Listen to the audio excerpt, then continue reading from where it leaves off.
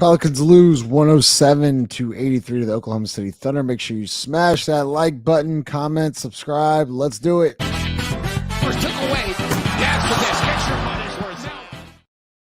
Presented by the Birdsall Lawfirm, the official injury lawyers of Pro Pels Talk Located 19 Poydras Street by the Superdome. Give them a call at 504-523-5413 if you're someone you know has been involved in an accident. Birdsall Lawfirm, the official injury lawyers of Pro Pels Talk. Ross joining tonight. I know Chaz will be here as well. Maybe we get lead on Chris. I don't know yet, but another disappointing loss, Ross.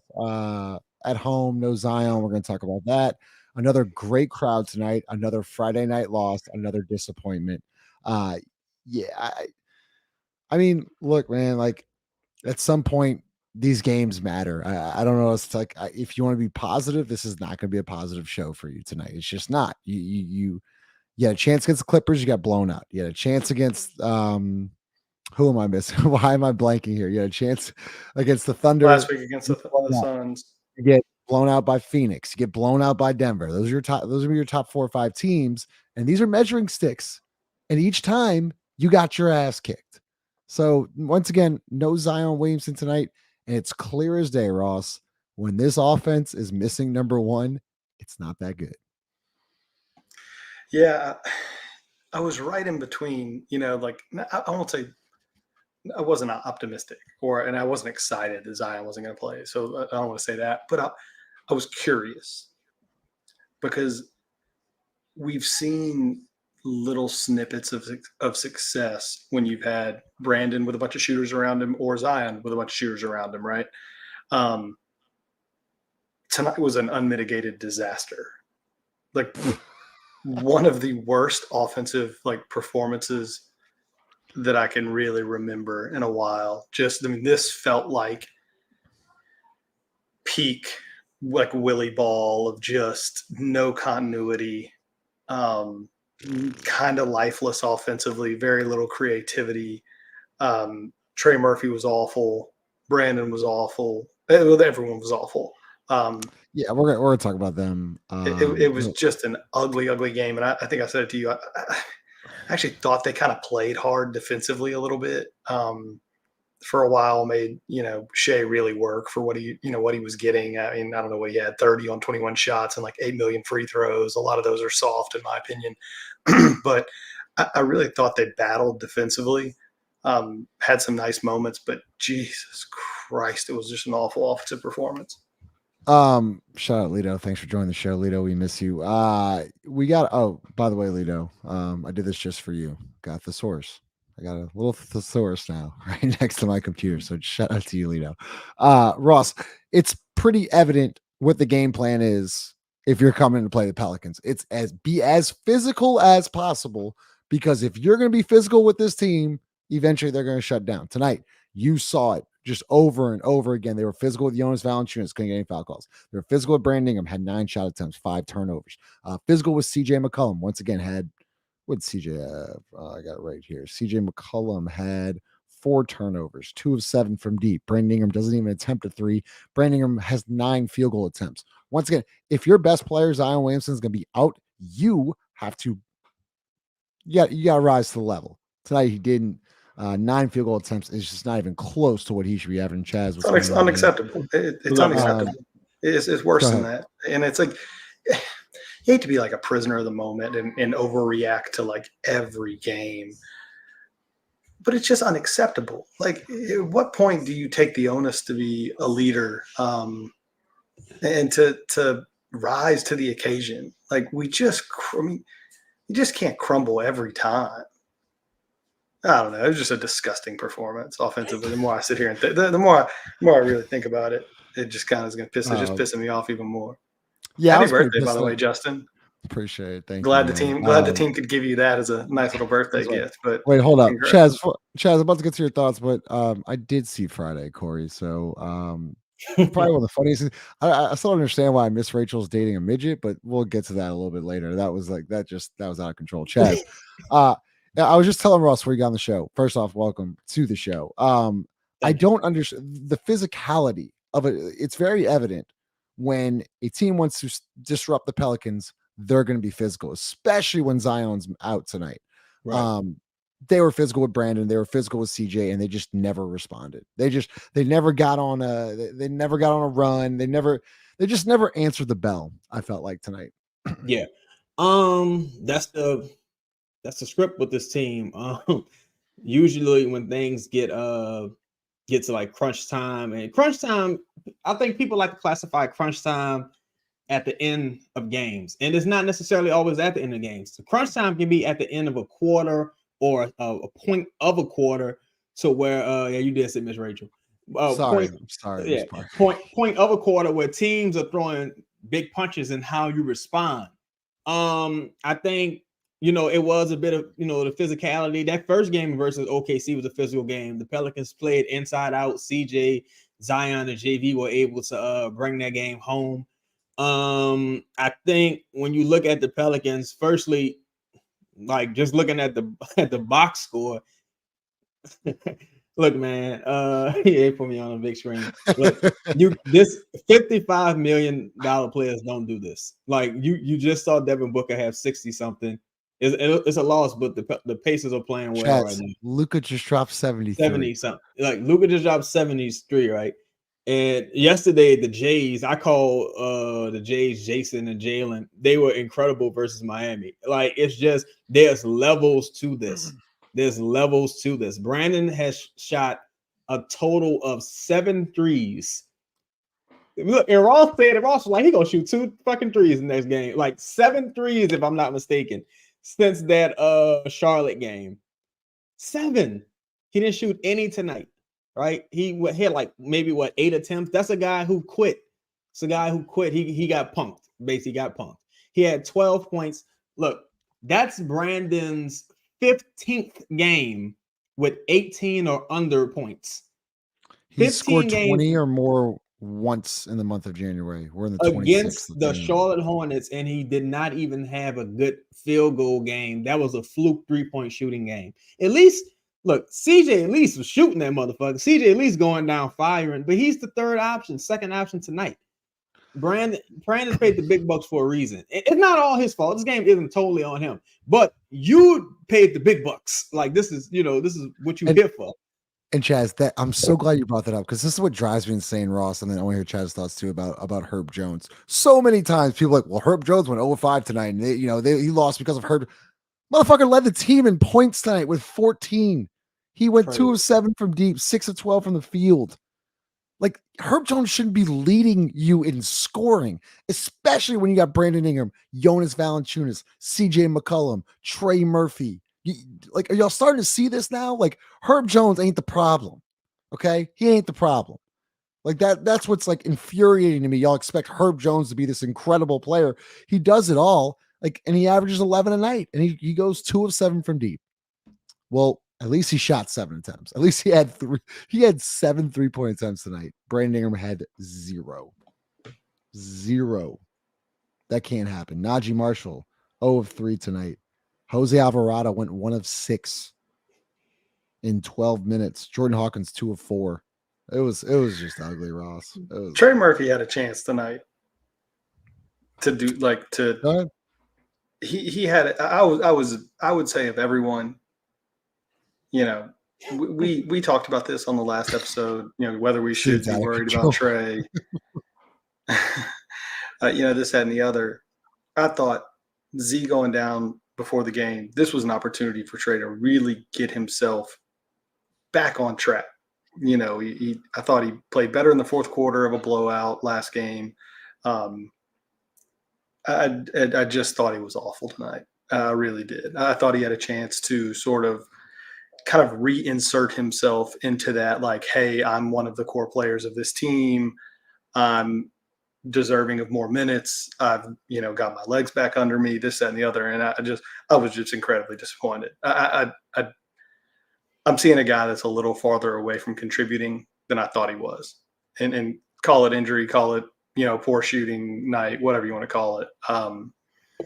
Both offensively and defensively. I think, he's going to need another month or two.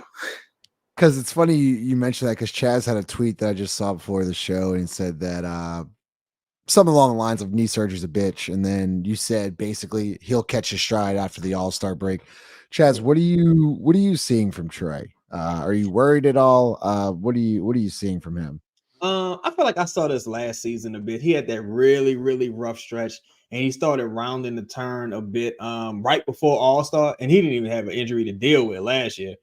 I think a part of it is, now for one, him being in a rut is undeniable. Undeniable. He did some good things tonight on the boards, generated a couple assists, but him being in a rut is undeniable. I also think this coaching staff doesn't do him many favors, right? I think you look at how I'm only comparing Hawkins to Trey because they're both the shooters on the team. Even Matt Ryan, look at how those guys move off ball, how they're able to generate looks for them, and they're not afraid to take those tough contested jumpers.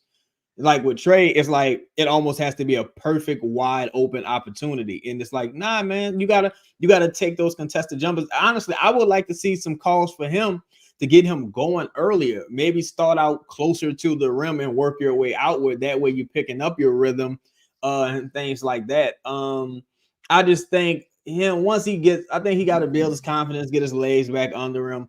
And then you see the guy that you saw last season, or it seems like every fucking season, like after All-Star break is when he really like blossoms, or, and I think that's what's going to happen again right now. I'm still not seeing any like super creative sets to get him involved in anything, but his whole thing is like catch and shoot threes. Catch and shoot threes, try to create a little bit off the dribble. It's like you gotta trust your work in the offseason. You gotta be better. Chaz, and I look, I'm being hard on Trey, and I agree with you. We're talking about a guy who wants a max extension. Yeah, here in a couple months. 30 million. Yeah, talking about a guy who wants a max extension here in a couple. We're like, we keep focusing on Brandon, this, that, and the other. Trey Murphy wants a max extension. Yeah, I need to see more. Right now, I see a catch and shoot guy that's basically all he can do. He's not making them right now. And to your point, it looks really bad whenever he's not making shots because there's just not a lot else that goes with it right now. And so I need to see more like this. We can't keep running and hiding from the like what's going to have to happen this summer for a couple players, and he's one of them. Y'all both mentioned something interesting to me. How does one get their confidence back? Because in my opinion, the way you get your confidence back from behind the 3-point line is more of getting to the free throw line. Well, this year, Trey Murphy's shooting a career low 79% from the free throw line. And it's a little concerning to me because he's supposed to be your 50, 40, 90 guy, but also I would like to see him, Chaz, get more to the free throw line. And 2 free throw attempts tonight in 28 minutes is not enough for someone like Trey Murphy. And look, I thought he did a good job of pumping and attacking, but I want to see more of it. When your shot's not going, you got to be able to score other ways, whether it be offensive rebounding, whether it be getting the free throw line, attacking the rim. That's what I want to see from Trey to build that confidence. Am I missing something there, Chaz, or is there something that more he could be doing? To me, it's. I think it has to be at minimum 50% on the player, and especially in this instance because I saw you play well earlier this season, and the coaches were the same. You know what I'm saying? So, right. And like his last good game, in my opinion, was at Golden State. He had that nice putback dunk and stuff like that. See, Trey to me is a momentum guy, classic momentum guy. As soon as the first one goes down, that's it. He's ready. Like, you know what I'm saying? Gets that first dunk, he's ready. So I think for a guy like that, you kind of maybe want to put him in position to get an easy score first. Get that easy bucket first. But ultimately, you're paying a person like that for their potential. You know what I'm saying? On the rookie extension, you're paying for a guy's potential. Now, what I will say for him, like you just said, Justin, you got to get to the line. You got to attack downhill. Do you think he's a little timid with the knee? Do you think there's a little thought there? Probably a little bit. Probably a little bit because this is a springy player. You know what I'm saying? Springy dude. Used to jumping out the gym, so you're probably a little concerned about, okay, if I'm gonna, how am I gonna land? Like, what's gonna happen here? But ultimately, he's not showing a lack of confidence attacking the rim. He just kind of looks like how Anthony Davis used to look. like I'm attacking the rim, but I don't really have a tight handle. I'm a long, slender player, so I'm kind of flailing all over the place. I think for a guy like that, you got to drop a couple things, get him some easy, clear looks, and moving, get him in some actions, and create some opportunities for him, so he can find that rhythm and carry it along to the next game. He's got to find it in between game. Like he's not. But that just doesn't come overnight. Like you don't just find it in between game, like in one off season. Yeah, but like when you shoot as well as he does, like it's not like it doesn't have to be super creative. Like instead of it's just right now that it's either a three or it's a pump fake and like a awkward drive all the way to the rim. And like to Chaz's point, it's not like he's not a real clever finisher. He's not real creative around the basket. I mean, he's a good dunker. Mm-hmm. I think from that perspective, but I think he I mean, I hate to advocate for more mid-range shots, but like Trey's the type of guy, they're just going to run him off the 3-point line for his whole career. Like this is part of it for you, pal. Like you're going to have to learn to just take 3 steps in and just hit it like a 15-footer. You just You're just going to have to be comfortable taking that shot. Yeah. At least so you get like your feet. Just like, right. And look, I agree with you, Ross. There's always like you always want to add to your game. We're definitely nitpicking because he's going through probably one of the worst shooting slumps in probably his career. But also like I think I remember this too, Chaz. Like, didn't he say when he got hurt, this has been his first major injury ever? Yeah, this is his first major injury. First, like probably mental hurdle. Yeah, mental hurdle. There's a huge mental hurdle. He came back pretty early. Like all of our estimates were kind of like December, January. He came back pretty early, and truthfully, he's really having like a rough stretch of maybe about 6-7 games. Because you had that Golden State game to now. He had that really big coming out party in Cleveland. You would have liked to see that kind of carry over. But for Trey, guys like that got to get going against bad teams. They got to have one of those get right games and kind of figure it out. And hopefully that continues to carry over. But I agree with Justin. You gotta get closer to the rim, work your way out, man, and find that rhythm. But I feel like this is every year with Trey. Like he hits the slump after All-Star break, he finds his legs and his wings, and he looks great. So I'm make sure you clip this up, Chaz. 1750. Make sure you clip this up and put it in your bookmarks.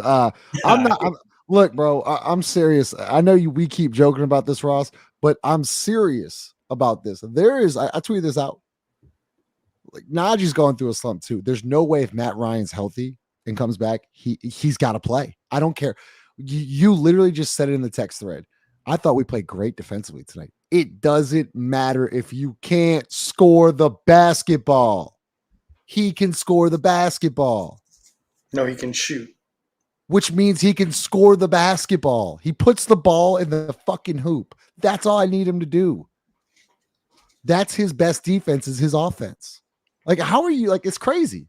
It's crazy. I really like because it's not because I don't disagree with what you're saying. Like, I would play Matt Ryan before I would play Najee Marshall. My like retort to that is I don't think Najee Marshall should be playing at all. I don't think he should even be playing. He's got to play. What do you mean? I think he's been awful all year.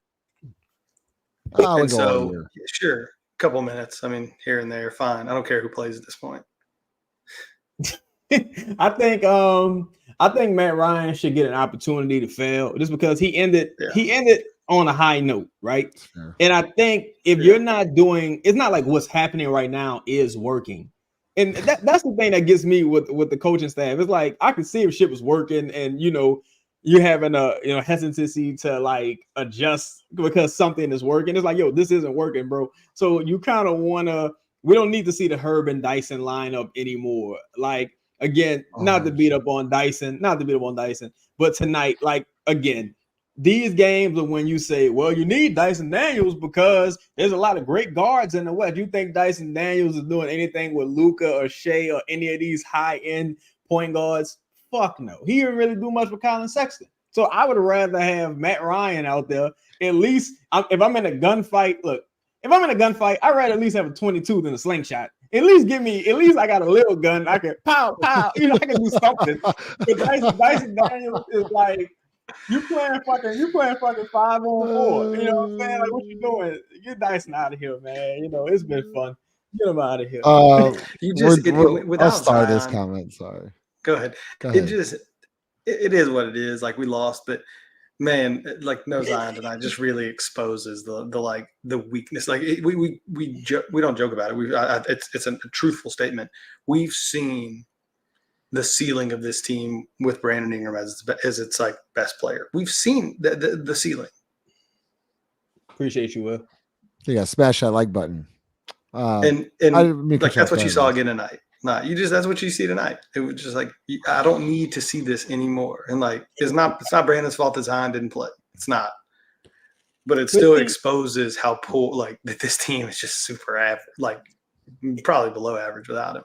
To me, it gets to the point where it's like we had this conversation about Devontae Graham a lot last season. Like, he's gonna shoot better when Zion gets back.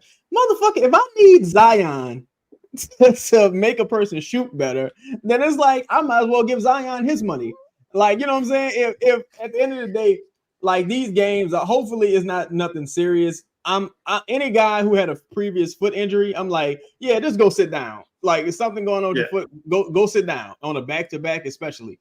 But yet and still, it's like, come on, bro. Like, at the end of the day, you got two max guys here. You know what I'm saying? You got JV. There's teams with got like, I'm not gonna call them about scrub in the NBA, but there's teams with guys who aren't like as talented as our max guys, aren't as talented as some of our role players, and like expecting a great performance from offensive performance from Herb Jones every night is ridiculous. Expecting CJ to shoot like that every night is kind of ridiculous. So it's like, again, if Zion is all that matters, then you should do everything you can to either build a team that's 100% independent of Zion in the event that he goes down, or that's like totally beneficial to this guy when he's available. You got to pick a struggle. You know what I'm saying? Justin, can I ask you a question? Yeah. To get off of this specific Zion beat, I think why didn't we see more Hawkins tonight? Oh my God. That was I was so upset. So you saw Hawk come in late first, is that right? Late first. He came in after Jose. He came in after Larry. He came in after. Yeah. So he came in. He subbed in for Trey. Right? Him and Trey exchanged. Yeah. I thought it's funny you mentioned that. The first 3 minutes, Ross, I was like, oh shit, he's got it going tonight. Yeah, like, he's 2 for 3. He's moving around. I'm like, and then he just didn't get a touch. The rest of the second quarter, he didn't get a touch. See, and that's my problem with Hawk, the usage of Hawk. They take him out 6 minutes mark of the second quarter, and then you don't see him till the fucking 5-minute mark of the third quarter. And like, he's just sitting for so long. It just drives me insane that when a dude's got it going as a coach, I just went through this the other night. We had a kid go off for 30. I was like, every play went to him. And this is like, it's high school level. I get it. Every fucking play went to him. I was like, look, we're drawing every single play up for number 10. We're giving him the ball. It's like, when the kid's got it going, man, he's got it going. You got to give him the ball. I just thought tonight, man, like, it just, oh, wow. I just thought tonight, like, they just, like, he starts off 2 or 3. You can tell he's in a good rhythm, and then they just stop. It just drives me insane. And that's why you got to hammer that down. Justin's so disrespectful. That's why I'll talk about this comment. Who was there, Ross? One of y'all put that up. Maybe it's Ross. Ross is putting it. When I was ranting, I wasn't controlling the comments. I didn't see anything. Shout out to Corey, man. But I think that's why it's hard to see a Jalen Williams on this team, or like a young guy really explode and catapult a lot of other talent in his draft class on this team, because rookies get so few opportunities. Even Hawkins, for as limited as some of his opportunities have been this season, it's like he's gotten more than Trey got his first year just because of injury. And playing these young guys can't be out of necessity. It got to be like, yo, I need to see what's going on. Like, I need Jose shouldn't sub in before Hawkins. Why? Well, here's the thing. So Herb got in foul trouble. So I think that ruined their rotation. Herb got 2 quick fouls with, like, look, I know y'all look, hold up. Y'all gonna that's a weird pivot still though. But go ahead. But I'm just saying, I'm not saying Jose should come in for Herb. I'm just saying they had to pivot. And so I think that's I pivoted the wrong direction. That's like, this is the problem. You pivoted the wrong direction. Defense. We need exactly. This is the Willie Green flaw. This is why. Keep seeing the shows. This is why it doesn't work. He doesn't. Willie is not this more than some of the coaching things, more than some of the locker room stuff. Like this for me is why Willie will not work in any time of crisis, or if something gets thrown off, if somebody gets in early foul trouble, if we get an injury, if there's any kind of adversity. He reverts back to what he knows personally. What does he want? What is the way he wants to play? Not the team, himself. You lose games by doing that. We have seen Jordan Hawkins win games already this year with his shooting. He beat the Mavs. Like, not us. Like, he beat the Mavs. Yeah. Okay? That was the direction you were going to have to go tonight. And that first substitution told me everything I needed to see. Justin, how many times have we said that if something goes a little wrong, they need to take that fucking rotation and burn it. Like it doesn't work. Like what? I just, you know what it felt like tonight when Jose came in, the first sub. Felt like when Kyra Lewis was the first sub in that play-in game last year. And everybody we all looked at each other and we were like, wait, what? Somebody must be hurt down there. We're all looking down the bench, like, no, everybody looks straight. I mean, I don't know. Yeah, why? Why? Wait, I gotta bring this up. That's crazy because I was being sarcastic to Lito in the group chat, and then we really had this. Yeah. When are y'all gonna say BI gets doubled on pick and roll, double going to the basket? Nope. Corbin, Chaz, you know what? I'm not tonight. I mean, fuck, just watch the game, man. That's all I got. That's all I got for you. I want to talk about Chet Holmgren. I really want to talk about Chet. Oh, Chet. I didn't know that guy look like that. That's a strange looking man, but that motherfucking ball.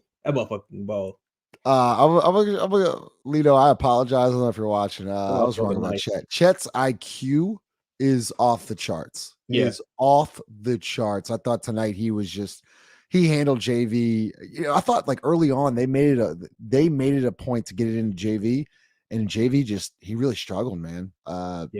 Would one of y'all go first? I thought JV struggled with the length pause. I think with a guy like Chet, you got to go downhill into his fucking chest. You got to put a shoulder, elbow. But then he got the charge. You think JV's not like tactful? JV's kind of like, he's not like a smooth, like high IQ guy. Not gonna wrap your arm up under him and get the foul. Like, you know what I'm saying? That's just not his modus operandi.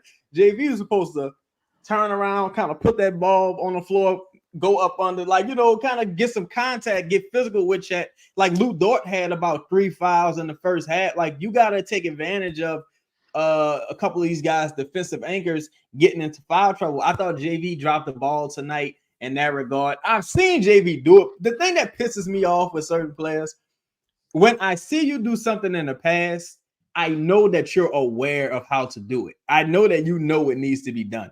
And it's just like, I almost feel like when Zion doesn't play sometimes, even when Brandon's out sometimes, this team feel like they don't have a chance to win. And they start like kind of like as soon as that lead go to like 10 points, they're like, well, that's the game. All right, fuck it. Y'all ready for tomorrow? It's like, what the fuck are y'all doing? Look, this is, and Jeremiah, thank you so much for this comment. I put my head in my hands when I was like, we're going to stick with Dyson on Chet. This is what we're going to do.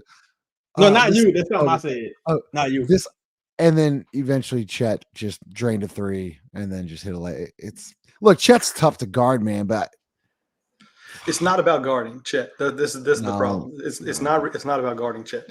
No. Like we really did. We lost the game like in the first quarter. The very first possession, we come down, we get the ball. We like JV does. So there's something that JV shouldn't do. So Chaz is saying the way you get a guy like Chet foul trouble or whatever is you go downhill at him. I think if you're a smaller player, that's probably true. If we were going to play small and, maybe Trey or somebody at the 5, sure, Zion was playing the 5. Like, I think Zion against the 5 against Chet is a great matchup for us. Mm-hmm. Because of the way Zion plays, he's going to get Chet in foul trouble. Feels like JV is the total opposite. I almost don't want him putting the ball on the floor. I want I want to run sets to get JV as like out of bounds under the basket. Like I want him to, like I don't even want him to have to dribble. What he did on the first possession was perfect.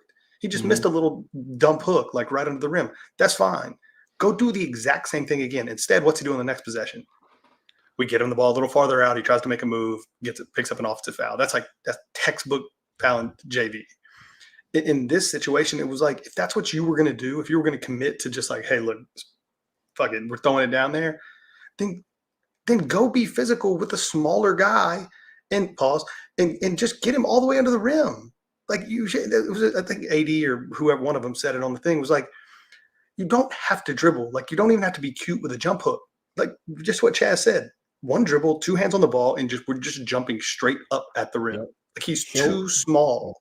Shoulder into his chest. You don't have to do all this. Like, there's no tact to his game. There's no he's such he was so much bigger than Chet that in this situation, it's like you almost could play finesse. Like, just get under the rim. Move. Yeah, he had one move where I think he finished on the right side. I'm like, yeah, it's pretty easy right there. Chaz, I do want to mention this. And look, I think SGA is a hell of a talent. He's a great player. Yeah. I can't stand the foul baiting. And look, I know it's rewarded in the NBA. And I was thinking to myself tonight, we have none. We got no guys that foul bait. None. Yeah. Well, I thought the Thunder tonight, they made it a point, like SGA, he's like James Harden with it, and his hands are so strong. Like, he never loses, so he just rips through and it's a layup, and he's always looking for that contact and foul. And those are just easy buckets to get a superstar like him going. And I felt like tonight, I felt like the Pelicans did a nice job, but man, he just controls the whole game. He controls the whole game with that. It's just recognizing the situation. I think CJ does it at times. I thought Brandon was doing it earlier in the season for us jumping into contact when guy bites on the up fake. I think JV does it sometimes for us. He's the only guy. He's the only one. He'll sweep through. But he'll sweep through and like not finish. Like SGA's like doing it and like going again, like going off the glass. And I think with this team, every you just see it. So it's just a collective low IQ, bro. And I think this team is fearful of contact. I think this team doesn't want to get hit, doesn't want to get pushed, doesn't want to like a guy like slapping the shit out their arm or nothing. Like, they just don't want that to happen. And for whatever, I mean, it's not. What up, Five? The reason why, what up, bro? The reason why it's not rewarded. I mean, the reason why the Pelicans are reaping the benefits of it, because what up, Grub? What up, bro? I think Grub said the free throw attempts were even. I think with the Pelicans, it's just like understanding time, situation, possession. Like tonight, Pelicans within 2 or 3 before halftime. What Shea do? Get to the free throw line. What Shea do? Get a and one off the glass. You know what I'm saying? The Pelicans, they don't traditionally understand those situations. So, but this is a thing that's been ongoing for years and years and years. Like, at what point do you say, look, this is what's happening in the NBA right now? This is how guys like Luka and Shea and Harden, when he was at his peak, even now to a lesser degree, are able to figure things out. Even Devin Booker knows how to draw contact and get to the line. Like, you can't be afraid of the contact. Low IQ team. Yeah. Five joined the show. First off, happy birthday to you, Five. Happy birthday to you too, Justin, man. Good couple dates there. So Five's at the game tonight, Jared. We kind of talked just a little bit about everything, but I want to hear your thoughts on Trey Murphy and what you're seeing from him, because that was kind of a talking point. Look, it's a guy going through a slump. And we talked about, maybe knee issues with maybe a mental lapse. Chaz talked about how he kind of usually gets going after the All-Star break. What are you seeing from him his last couple games? You look at a young guy that's trying to find his footing. Like, think about it, right? He probably had a really good summer, probably the best summer he's had from our knowledge, right? From the information we were given, Trey looked amazing, right? Up until the point where he tore his meniscus. And then that guy had to watch his team struggle from 3-point line, right? From the 3-point range the entire time he was out. So he's trying to get back. He has surgery. Boom. He has a great couple games to start, right? The adrenaline is still pumping, right? And I think this is the dog days of the NBA, right? I like to refer to after Christmas, there isn't a real big game until after the All-Star break. So the guys that really want to play basketball are really good at this particular time. Hence why you see Kobe Bryant 81 games. Not only did he have 81 at that time, he was scoring like 50, 40, 50, 40 right before he scored 81. Luka had 73 tonight. Joel Embiid had 73 this week. Last year, Donovan Mitchell had 71 right after, I think it was January 2nd. So this is really an interesting time just for NBA fans. Like, you're going to see a lot of scoring outputs at this particular time in the season. They take a guy like Trey Murphy. His adrenaline was pumping. Boom. All right, now he gets back to reality. He has a couple bad games. Now it's like, all right, now I got to get through it, because all shooters go through a slump. Periodically, they're going to go through a slump. Now you have a guy that's a looming contract, right? $150 million on the line. Yeah. He's trying to get that, as you would too, and he's pressing in an offense that doesn't get run for him. So what do you expect? You bring up a great point, because I'm going to give you this question. So he's pressing. What does he need to do then? Right? I talked about Chaz and Ross about, how do you get your confidence back? It's so easy to say, well, stop pressing. But, when there's 150 million on the line, I mean, I'm sure there's some nerves there, right? Or, there's a contract year. What do you want to see from him then? Continue to do what he's doing right now. Like, that's the only way. Yeah, just keep shooting it, bro. Like, it's going to happen. I would rather him not shoot, 40-foot bombs to start. I would rather him try to get to the rim a little bit more early. Don't miss a shot and then attack the rim. I'd rather you attack the rim first, get a layup, get a free throw, then extend your range. Like, it's almost like he starts out at half court and then works his way in, rather than vice versa. And I would like to see him kind of reverse it a little bit. That's fair. Anybody want to add on to that, Chaz, Ross?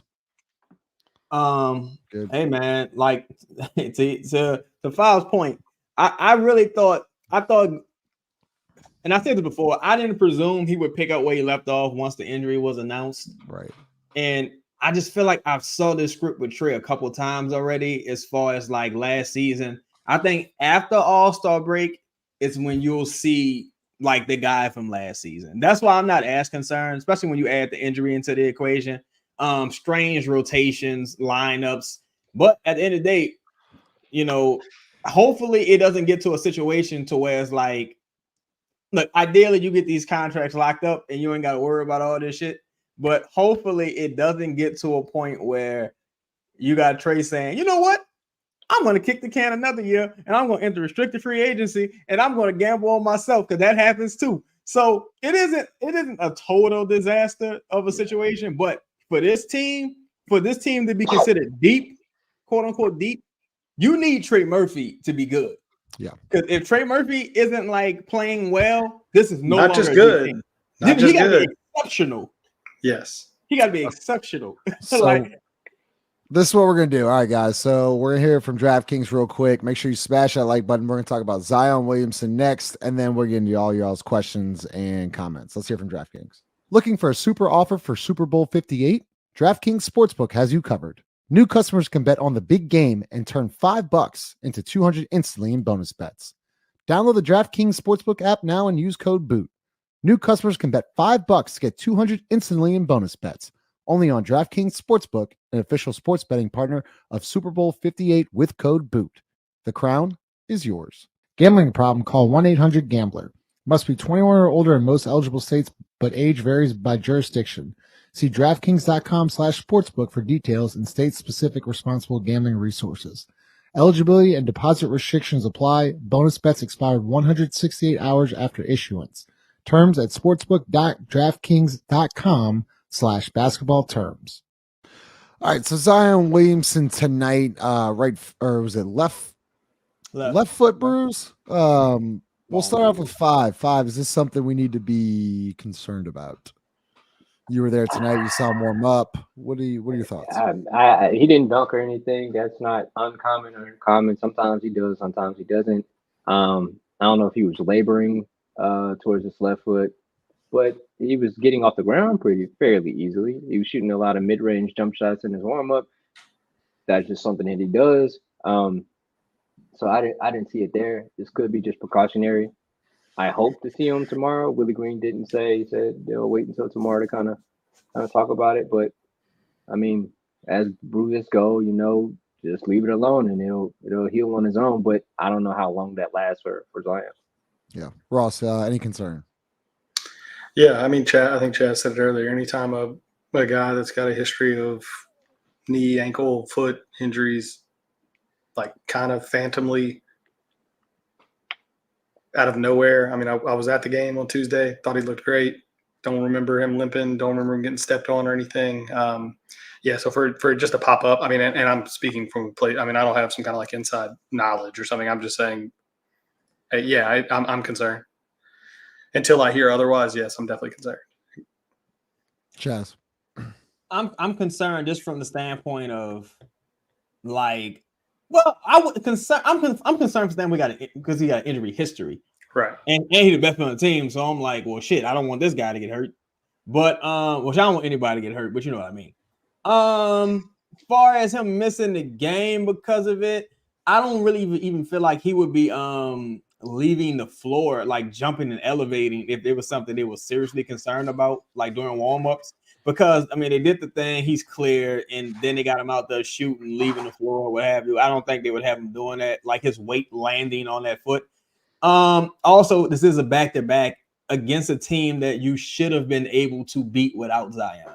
And I only say that is because you won before without Brandon, without Trey, without, a couple of other guys. So in theory, you should have been able to at least put up a better fight versus the Bucks' second night of a back-to-back. I think you'll be able to probably steal that game. They lost tonight, so they probably definitely playing. They dogs tomorrow, most likely. And Doc's debut is gonna be tomorrow night. Oh yeah. Too. Oh, the Pelicans probably win there. Doc from out there. But that's a snake if you yeah, But I don't know. I'm only concerned because of the injury history. If he didn't have the injury history, this would be a nothing thing to me. Right. Bone bruise is fucking hurt. They take a little while, but I need you to play. Let's go back to that, Five, because so you see him play against Tuesday. I saw him practice. I saw him yesterday practice. He looked fine. There was nothing said, and then this pops up. Like what? Why? We don't know why, but like I saw him come back on the bench for the second half. He was in his regular shoes, regular clothes. Like he didn't have like a boot on, or like he looked fine. Do you think this is more precautionary, or do you think maybe there's something there? I think it's one or two things. Either it is precautionary, or they didn't want to sit him for the second game in Milwaukee. So maybe they're making a little bit of adjustment. Yeah, like all right, let's sit him for the home game and let him actually play in Milwaukee. I mean, ask you, why would they sit him in front of the home crowd then? Like, this is a different organization. Let's just say that. I don't know how you would do that, but maybe, man, I don't know. Maybe they want to see how they can kind of test themselves versus a good Milwaukee team. We don't know what they're going to look like versus Doc. We'll see. Oh, can I say one more thing too? Yeah, go ahead. I think again, if you're a dude that had if you had like a real like a fifth metatarsal foot injury or something, hamstring injury, whatever, right? Whatever you had, I don't know if you trust an Oshner on the first scan. I'm like, well, let me see how I feel tomorrow after all the shit that had happened with this team. Let me see how I feel tomorrow, and then we'll go from there. But if you can play, you need to play. So that's what it boils down to. Okay. Ross, what's your thoughts on this comment from Donald? We're getting y'all some of y'all's comments now. So drop y'all's comments. I'm serious. I'm not being an asshole. Well, kind of. Zion plus Hawk, Matt Ryan, then full lineup. Do you like that those three together? Damn. What? Luka just scored another basketball. It was something crazy. I don't know if I'm following it. I don't know if I'm following like what the hell. Do you like this lineup around Zion? Yeah, I like any shooters around Zion. Oh, this is the comment you're talking about. Yeah, that's crazy. That's just so 29 games crazy. with one or fewer threes for Ingram this season. The Pels are 13. I'll let y'all go. Whoever wants to go first. Nope, don't pay him. Get him out of here. Because again, look, we made a big not us specifically, but everyone, like national media, whatever. We made a big fuss about Zion saying, you know, I'm trying to buy in, you know, et cetera, which rightfully we should have. Like, motherfucker, you ain't been here enough to have the right not to buy in at this juncture. You know what I'm saying? At least try to buy in a little bit. So we talked about it. You know, everyone did. He bought in, and they went about their business. Things worked out, right? Now with this situation, this is a guy clearly not buying in. Shout out to M2M. Like this is the DeMar DeRozan situation. I watched DeMar DeRozan the other day, and I tweeted this. I said, I wonder how Spurs and Bulls fans feel about DeMar DeRozan, because to me, DeMar's probably the most selfish player in the history of the NBA. Like, motherfucker, you haven't ever, you've never won on a supreme level, right? This is your third team. Everybody knows you got to do something different, right? Everybody knows you're an elder statesman in the league at this point. You're an all-star, et cetera, et cetera, et cetera. For you to take any team as a max player to the next level, you got to shoot threes, bro. At least take 2 or 3 a game. I think DeMar DeRozan is averaging below 2 attempts a game. That's insane to me. That's insane. Like, to go, look, you're down by 13 points going into the third, fourth quarter. You don't attempt one just for fun? So let me see if these bitches falling tonight. You don't attempt a three? He had one opportunity there in the second quarter. It was the top of the key. He could have pulled it, and then he pump fakes it, dribbles it, and turns it over. I saw Siakam do a dribble pull-up three tonight. Siakam. Must be just nice. take it out. I mean, that's what I don't like. How can you? I can't. This guy, I just can't. It's like he doesn't want to get paid. Like we spent an extra hour after the last show, Chaz, me, you, and Chris, talking about like who's gonna give him what he wants playing like this? Who? And it's like, how do you as a player not get excited about what he did in like against Charlotte? Charlotte's awful. I get it. Nonetheless, like, how does he not get excited and say, oh, I want to do that again? That was a fun way to play basketball. That got the fans excited. That was something that, like, he was part of that spark in that game that got the team got excited. Like, it's infectious. It's everyone. It's just crazy to me to go from that to then your next 3 or 4 games, you just immediately revert back to everything that you do that everyone hates, that isn't conducive to winning basketball. It's unimaginable. The coaching staff. Like it's unimaginable. I don't understand this guy. Does he not want to win? Does he not want to get paid? Like, those are the 2 questions that I would like to have answered. Did he speak after the game today? Yeah. Yeah. Oh, we have the video. Yeah. Go ahead. What did he say, Five?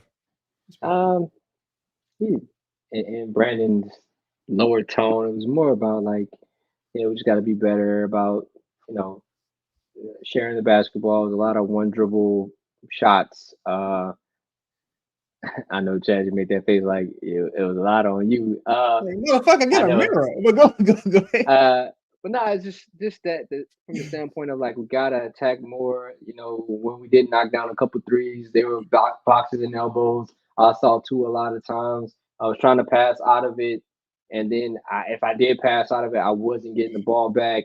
I appreciate that. He was pretty candid about it, but I think there's a larger question here to answer. I think Ross posed it as if, like, not to say like he doesn't want to win, no, or he doesn't want to get paid. I'm pretty sure that he does. I probably got to catch this. But I think he wants to win on his terms and get paid on his terms. That's the real issue. And if you're Willie Green, you got to coach him in a way that helps him get paid. Like, sometimes as people, we don't know we're a detriment to ourselves rather than, like he got to this point playing this one way, and you telling him like you got to change to get to the next level. And yeah, in theory, we all think that's the same, but He's been playing like this his entire life. And we want to get to year, I think it's 7 or 8 for his career, and say, hey, This year change. 8 right here, yeah. Yeah, that's what I'm saying. Like this year, let's change so we can be better. That's where I can see the pushback. It's funny the you reason mentioned that a bunch ago, Ross, because CJ literally, I know you got to answer, but CJ literally just talked with Will about changing his entire game for the better of the team. Go ahead. More Ross than Chet. That's why I asked the condescending question that I knew the answer to. And Five said it, and you just brought up exactly what I was going to say about CJ. Yes, he's been playing the same way his whole life. And yes, it's year 8. But let me give you the other side of that coin. You ain't never won a damn thing playing your way, and you will never win a thing, and your team will never be competitive playing your way. Last season was the first season finishing over 500. Go ahead, Ross. My bad. No, that's it. There's nothing else to say. Those are facts. That's not like you're not going to win playing this way. So either Willie and team hold him accountable or get him out of here. Do you think they're not holding him accountable? Do you think it goes back to me Justin, and Lito's you're a conversation? coach. You watch the guy play these last handful of games. Do you think they're holding him accountable? Do you think if he's playing the way that the coaching staff wants him to play, then man, we gotta that's a whole separate conversation about other people that we got to get out the door. I feel like us here at Boo Crew Media, we holding them more. We the only ones holding motherfuckers accountable around here. No, dude, there's several big stories that are happening beneath the surface that need to be addressed publicly. And this being one of them, it isn't being addressed whatsoever. This is Brandon. Shout out to my dog. I won't call his name. Shout out my dog with the Miami Heat. He know who I'm talking about. He was he pointed out, like, yo, bro, this is your only game this month scoring over 20 points. In a game that he scored over 20 points and was incredibly inefficient. So it's like, bro, this guy's been playing bad for some time now, and no one is really talking about it but us. It's like he's getting it's the crime. It's not the crime. It's the gift of low expectation. And what I mean by the gift of low expectation, people don't expect anything from you necessarily, like nothing much. So you get to go based on your reputation. Look at all the excuses that he has. Well, I'm seeing doubles. Motherfucker, you don't think Devin Booker, you don't think all these incredible players see doubles? You don't think Kevin Durant seeing doubles, triples? You Kevin Durant, ain't you? You don't see all these, you don't think all these incredible players in the NBA, Shea, all these incredible players in the NBA, Luka, see doubles every single night. Doubles, triples, every single Zion sees 3 or 4 players every single night. He sees 5. He sees 5 players every single night. It can't be an excuse. It can't be an excuse. Like, oh, okay, you're not getting doubled along the perimeter like that. Well, just shoot the 3, bro. Do shoot a nice pull-up 3. You know what I'm saying? And won't you advance your game? Won't you change your game a little bit? Like, it's ridiculous. It's ridiculous. It's no excuse for this. It can't always be the perfect situation. It's not always going to be an ideal scenario. Like, well, fuck, what did you expect them to do? Zion didn't play. Again, if Zion has to be there for Brandon to succeed, then pay Zion Brandon's money. Just give him Brandon's money. If Herb Jones got to be incredible, if everybody got to be incredible for your max player to perform like a max player in a contract season when he's after $55 million and he's been asked to change his game for several years now. He's been asked publicly. Players have said it. CJ ain't just saying that shit. CJ not talking about himself. CJ is slick. He's a politician. He's talking about Brandon as well. He's mentioned it twice already this season. So yeah, when we're not taking them long, difficult twos, I got to stop taking them twos. We got to take threes. It ain't like Brandon's out there going fucking 0 for 6 from behind the arc. He's not even taking them. He's not even trying to adjust his game. And come on, man, like this is bullshit. And we the only ones consistently challenge. And Grub, shout out to Grub. We the only ones consistently challenging this. Like, yo, you trying to pay this man? He got to play better. Like you trying to pay, we trying to pay Trey, you got to play better. I understand the injury. We trying to give 90 minutes. You got to perform. Jose, you got to perform. And I'm saying, Willie Green, you got to put the caulk in the game. You got to perform. You got to be better. Zion, you got to get in shape. You got to rebound.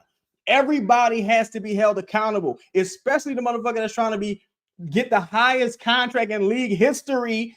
Like this offseason, like hell no. I'm not going for that shit at all. Somebody gonna get held accountable around this bitch. But my bad. Chaz, that was incredible, bro. That was Chaz dropped his mic or incredible. something. That was incredible. I don't even know how to add on to that. There was a comment about CJ. Like, you know what? I'm not even bringing it up. Give me some more comments, some more questions. Let these guys answer them. Jeremiah had a really good question. What's he got? He asked it a few times. He's asking about and shout out to all the super chats, guys. Yeah, shout out to everybody, man. Get to y'all. Shout out to Joe, everybody. He asked about Wendell Carter Jr. And it's like, nah, bro. I don't. None of us here have a problem with Wendell Carter Jr. We like Wendell Carter Jr.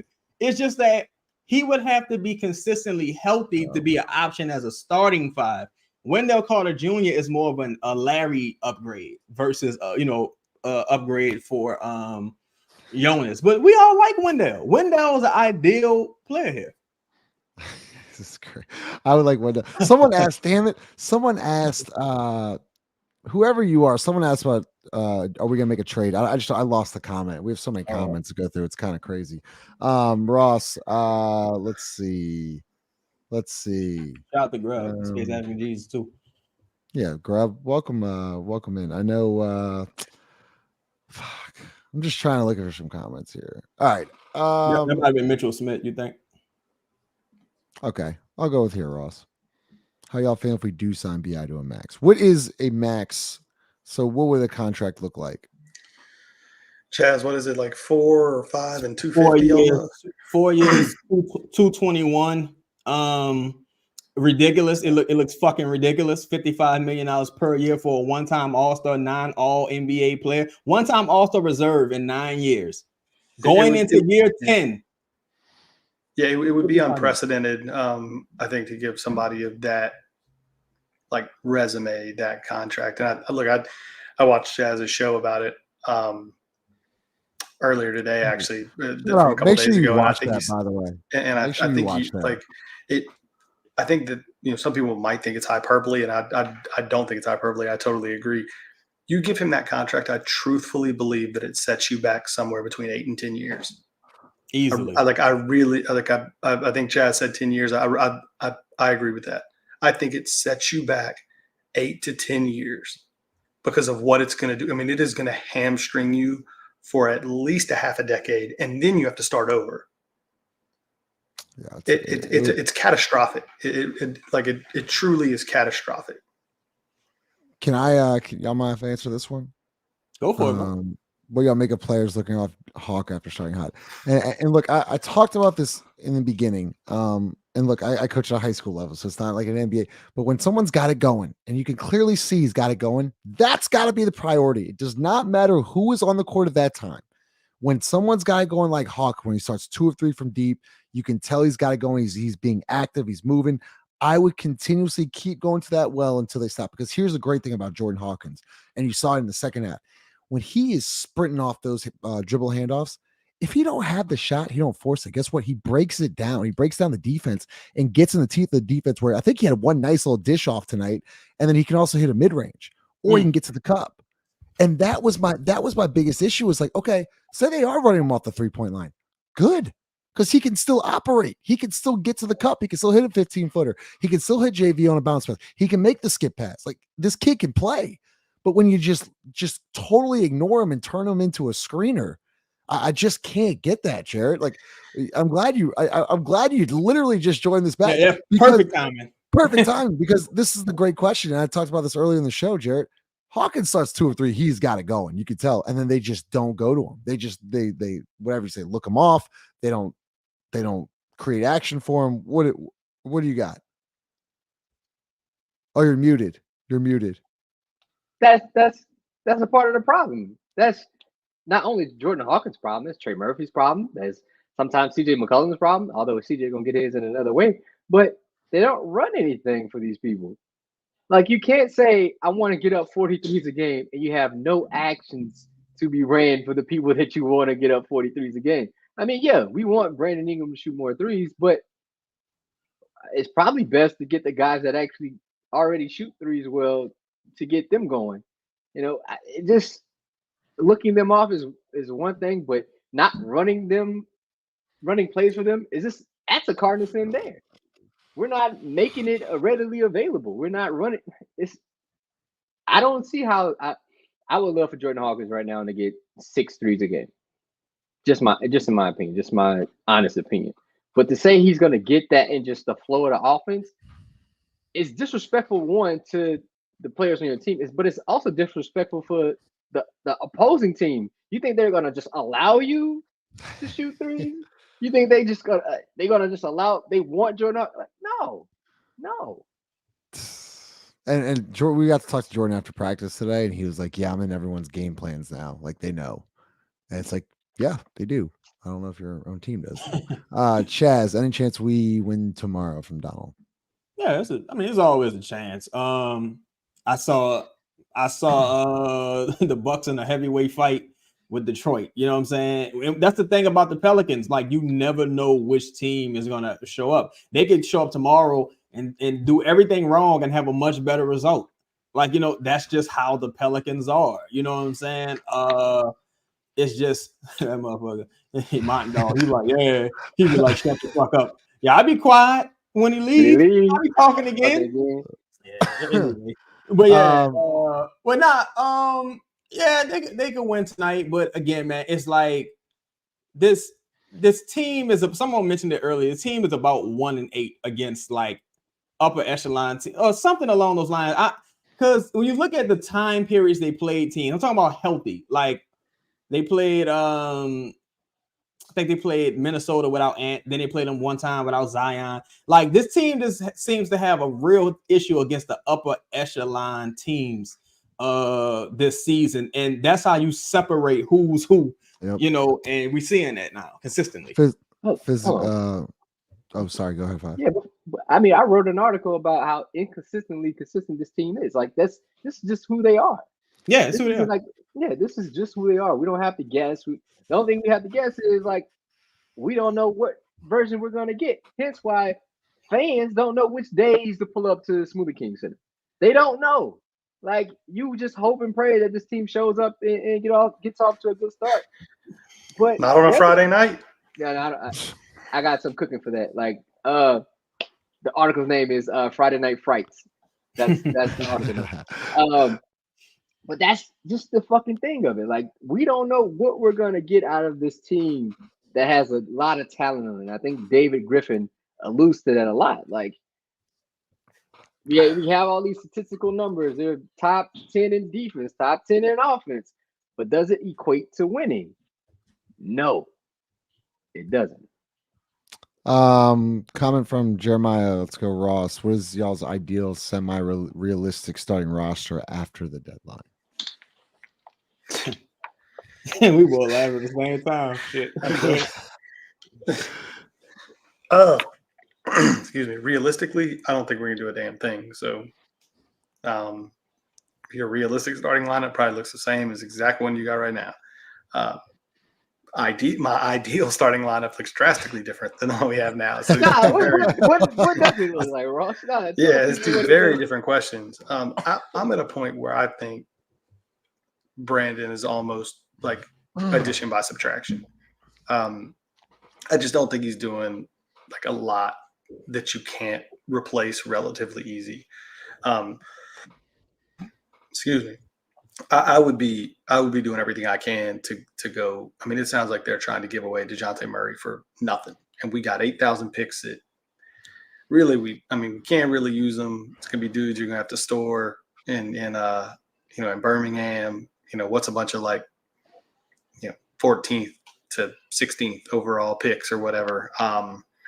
I would be trying to get him and then, reroute Brandon pretty much anywhere just to get his money off the books.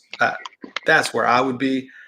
There's a variety of other players that I think would be more useful for the style of basketball we're trying to play. That's probably a show in and of itself. But I'm almost at a point where I think you can replace Brandon's productivity for this team relatively easy. Are you smiling at this, Five?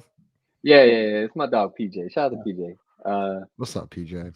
Man, PJ had a very interesting concept, really along the lines of what you guys had, right? It's BI, and I think, if I'm not mistaken, Dyson for DeJounte. What's the big over there?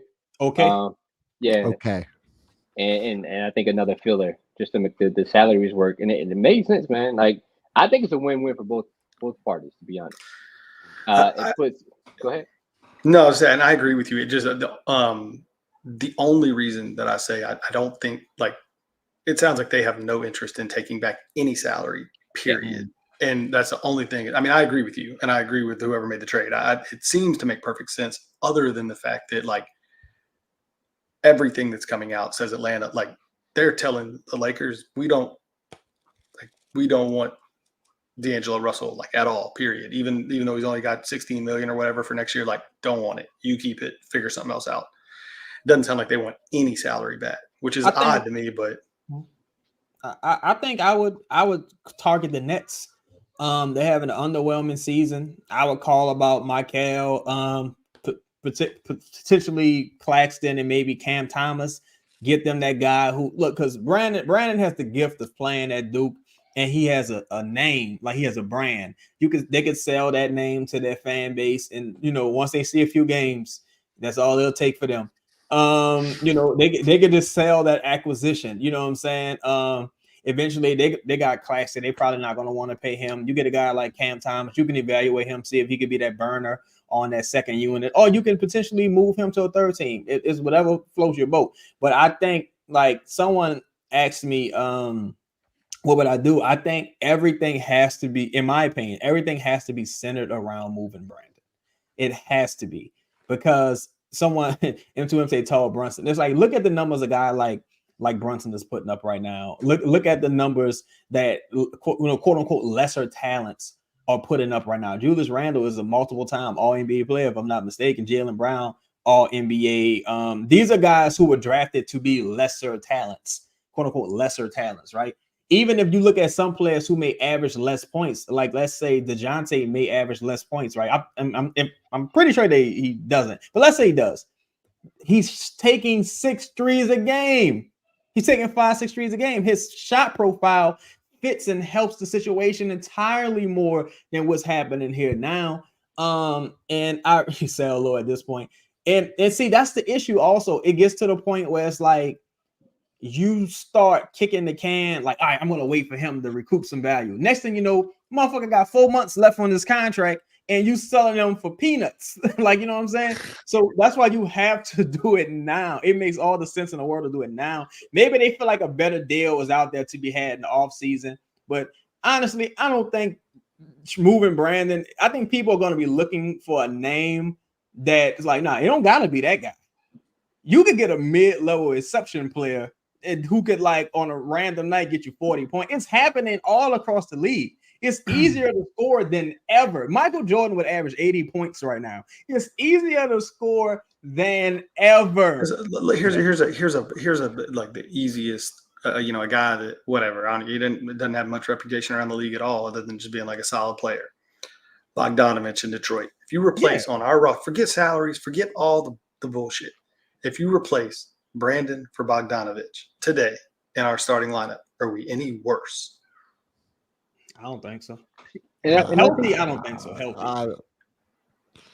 I don't want to do a disservice of Brandon, right? Like, yeah, I think he's a really good talent. Like, are we any worse?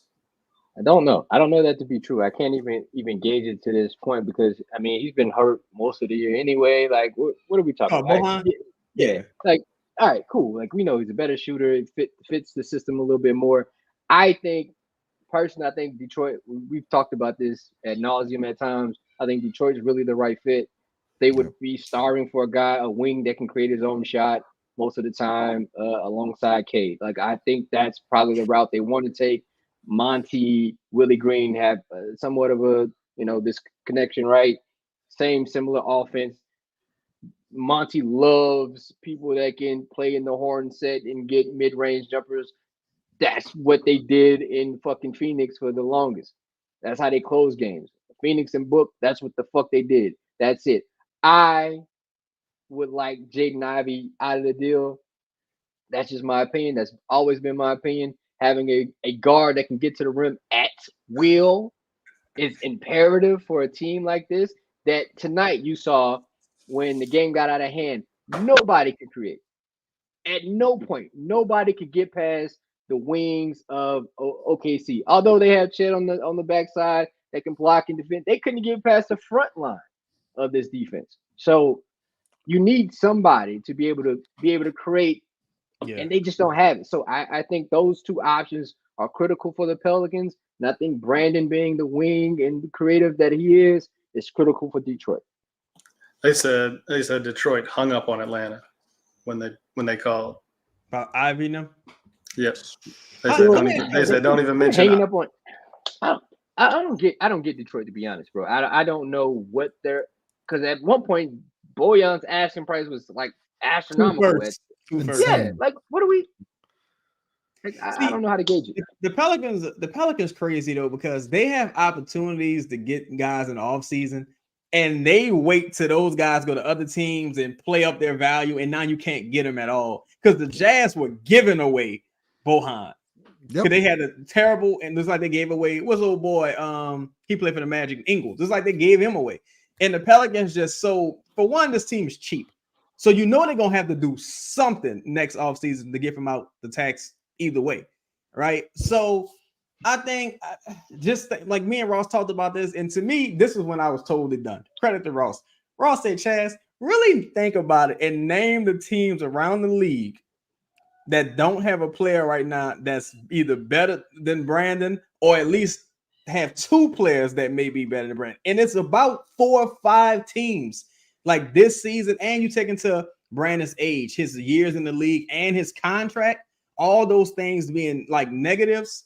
It's like, well, shit, there ain't many teams who say, no, we need DeMar DeRozan at $55 million a year. That's what we need. A less athletic, better passing DeMar DeRozan. That's the guy who's the final piece. It would either have to be a championship team who's like desperate, who like, fuck it, this is our window right now. We'll get we just give us your guy, we're going for it.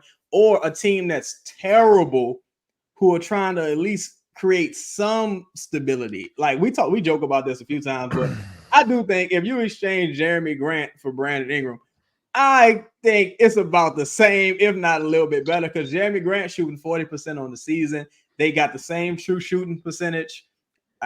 He's a better defender, about the same rebounds, maybe 2 or fewer more assists, because I'm looking at it like, okay, remove Brandon from the equation, give this guy a couple more shots, give this guy a couple more shots, give that guy a couple more shots. And then things like, I think you just see a better version of Zion when he plays, you know. All right, my only rebuttal to that is Chaz, like, who's gonna bring the fucking ball up at this point? Like, who's gonna have the ball in there? I do think you get a real point guard too at some point, because you need some IQ out there also and some ball handling desperately. That's the real problem. I think the IQ is the overall problem.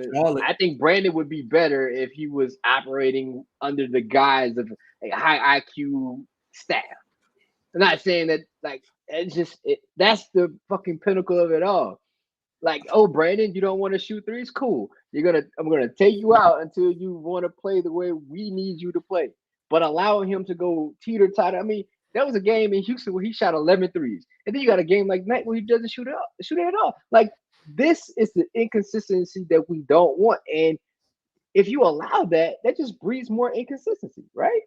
Like, Justin, we talked about this once. Remember Kyra Lewis shot at 3. Maybe it was like in the first half or something like that. And they pulled him. Yes. I don't know what game this is, but you know what I'm talking about. We talked about this. It happens all the time. Yeah. Yes. And they pulled him. You're like, yeah, because he should have shot that shit. But you don't do that to the dudes that you want to pay, upwards of $45 million. Like, Accountability. Yeah, I mean, it's like, what's the SpongeBob meme? No, this team just says shit, man. Like, we want to get up this, we want to do that. It's like, come on, like it's like those politicians that come around when it's time to vote, like during the election cycle. You never see them throughout the rest of the year, and it's like, bro, we know what you need to do, and we know you know. So why aren't you doing it? Like, come on, man. It's just it's silly because bro, it's so like people. I mean, we had a like not us, but other people were debating about Tyler Hero at one point compared to Brandon Ingram. I'm like, bro, like starting this season, especially. No, he wasn't fucking with Tyler Hero. Like, and even then, Tyler Hero got hurt and came back. He's still not fucking with Tyler Hero. Like, and that's the thing. You could get these guys that you don't have to pay $55 million fucking dollars to, who could get to the cup, who could shoot the ball. Like, what are we doing? 55? That's what I was. Contract extension would be 4 years, $221 million, and that's without the Supermax. That's what I thought. The 55 was like the Supermax. No, that's without the Supermax, if I'm not mistaken. That's what's in a couple articles. Like I read about 3 articles. Will Guillory's NBC Sports. That's crazy. That's insane. That's fucking insane. This team may never recover from something like that's Solomon Hill. That's worse. Shout out to Gucci, man. God. Anybody else got anything? Anybody else? That was a funny comment, I thought. Who gets 5? You want the last 5 seconds? My cue's about to take a minute. Y'all get your ass out.